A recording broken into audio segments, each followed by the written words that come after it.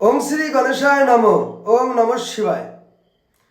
তো আমি ভিডিওতে আলোচনা করতে চলেছি 27টা নক্ষত্রের ভিতর চতুর্থতম নক্ষত্র রোহিণী নক্ষত্রের সম্পর্কে।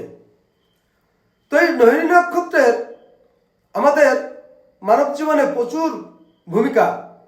এই নক্ষত্র আমাদের লাইফে প্রচুর সাকসেস সফলতা এবং নানা রকম শুভ ফল দিয়ে থাকে।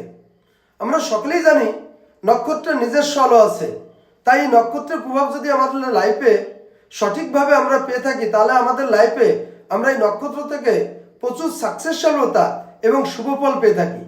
কিন্তু যদি এই নক্ষত্র থেকে আমরা অশুভ ফল পেয়ে থাকি, তাহলে আমরা আমাদের লাইফে নানা রকম অশুভ এবং অসাকসেস সফলতা আমরা ভুগতে থাকি। তো তন্মধ্যে শ্রেষ্ঠ এই রোহিণী নক্ষত্র, এই রোহিণী নক্ষত্রের জাতক জাতিক এদের লাইফে এরা এই রোহিণী নক্ষত্র থেকে কি ফল পেয়ে থাকে সেই সম্পর্কে আমি খুবই সংক্ষিপ্ত আলোচনা করতে চলেছি।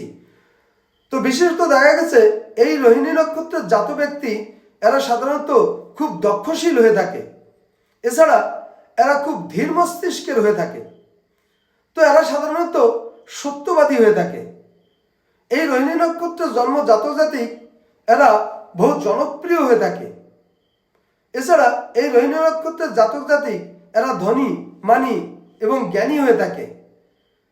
তো এই রোহিণী নক্ষত্র জাতক জাতিক এরা সাধারণত দেখা গেছে প্রিয় দর্শনকারী এবং এরা সার্বিক দিক থেকে লাইফে প্রচুর সাকসেস সফলতা পেয়ে থাকে।